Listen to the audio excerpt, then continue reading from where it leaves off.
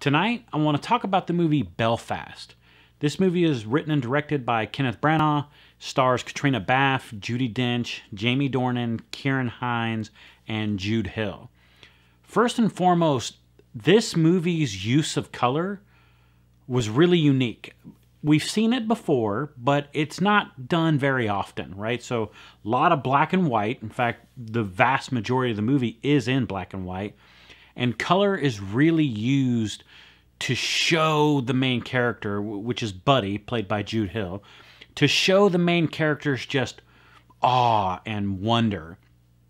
And that, to me, is kind of the heart of the film.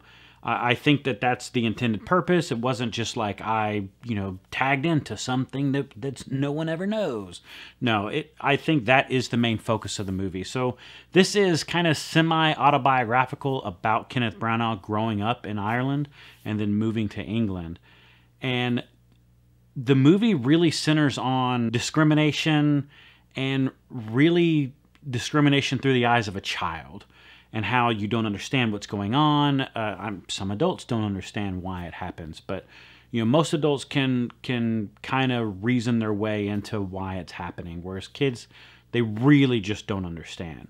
And there are a lot of parts in this movie that you really think should be ramped up in violence, because that's movies have kind of taught us when they foreshadow a lot of this stuff, it's going to lead into something really big and really bad. But a lot of that stuff doesn't happen. And I think that that's on purpose, because the movie is supposed to be kind of playing out through the eyes and, more importantly, the memories of a child. And that is probably the best thing about this movie. I loved that aspect of it. The acting in this movie is superb. Every actor, when they are on screen, is just nailing it out of the park. And the introduction of this kid, Jude Hill, it was amazing to watch. It looked like this kid, in his own right, should have done multiple movies already. And this is his first movie. And it blew me away. His performance really blew me away. The characters felt lived in.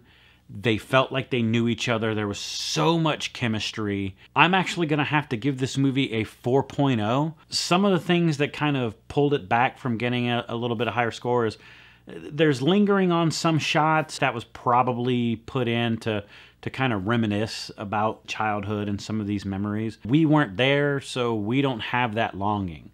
Maybe somebody who is from that part of the world, they might see that and really connect to it.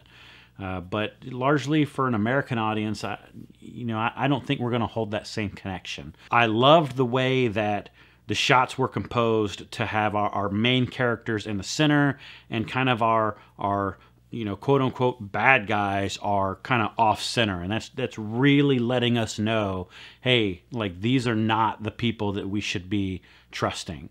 And you'll notice that as you watch a lot more films that a lot of directors do this. But overall, I really did enjoy this film. I do recommend you see it.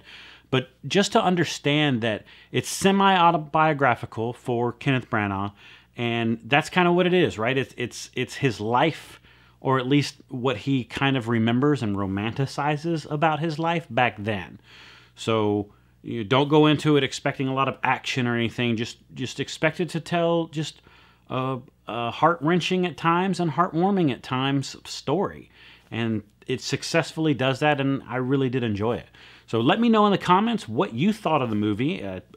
Are you planning on seeing it in the theaters? Are you going to wait for it to come out on Blu-ray? I'm always curious on whether or not you're like, nope, this is a new movie I want to see, I am going to the theater. Or if it's, I'll wait till it hits one of the streaming services, or I'll go rent it at my library. So yeah, I really want to know. And if you like the content, make sure you hit that like button. And if you want to know when new ones are coming out, then go ahead and hit that subscribe button.